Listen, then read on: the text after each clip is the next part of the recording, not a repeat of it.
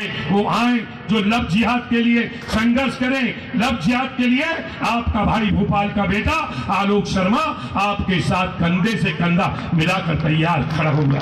हम आए, एक आवाज दें। एक लड़की के साथ अगर कोई पकड़ाता है, कोई चाहे रईस मियां हो चाहे छोटे मियां हो, आप आइए तो मैं एक डाल देता हूं। जिंदगी के अंदर हिंदू समाज की बेटी का धर्मांतरण करना भूल जाएगा।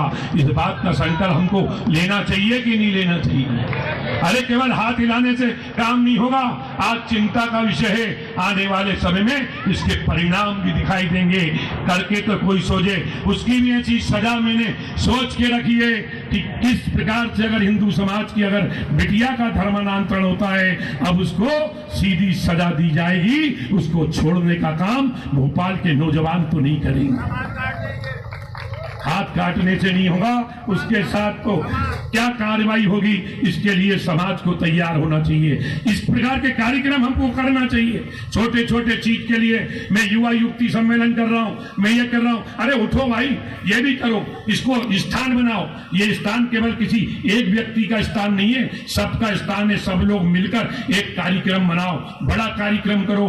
आने वाले दिनों में पुराने भोपाल की बड़ा चिंता का विषय हो रहा है। पुराने भोपाल से हिंदू समाज के लोग पलायन कर रहे हैं, डेमोग्राफी चेंज हो रही है। हिंदू लोग मकान बेच बेच के जा रहे हैं, दुकानें बेच बेच के जा रहे हैं। चिंता हो रही है, मुस्लिम आबादी बढ़ रही है, हिंदू आबादी घट रही है। इसकी चिंता कौन करेगा?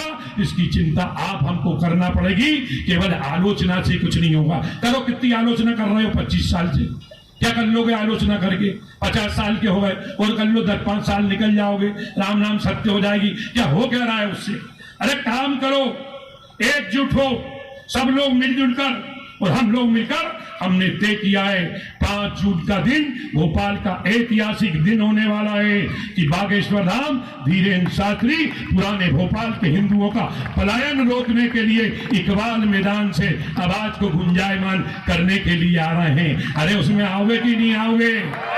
अरे आओगे नहीं आओगे? या उसमें भी चेहरा उतार के कमियां निकालने के लिए बैठोगे?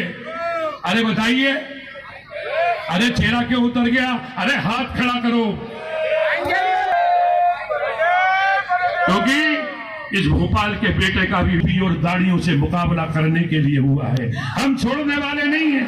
कौन लोग ये योजनाबद्ध तरीके से हिंदुओं को प्रताड़ित करते हैं, हिंदुओं के ऊपर तलवार चलाते हैं, हिंदुओं के ऊपर मांस के टुकड़े फेंकते हैं, किस प्रकार से उनकी गाड़ी की टक्कर मारते हैं। मैं पूरे के पूरे आंकड़े जुटा रहा हूं। भाई साहब यहाँ पे बैठे हैं, राजेंद्र शर्मा जी भाई साहब, पचौरी जी भाई साहब, आपका आशीर्वाद चाहिए। आप इस भोपाल के क्रांतिकारी नेता रहे हैं, आपका आशीर्वाद हमको चाहिए। कैसे पुराने भोपाल से पलायन होगा?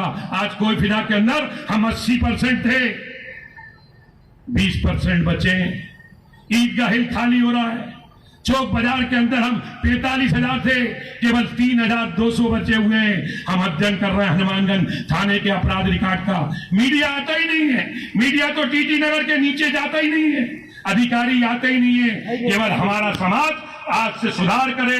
भगवान परशुराम जी के जन्म उत्सव पे कि हम कोई की बुराई भलाई नहीं करेंगे।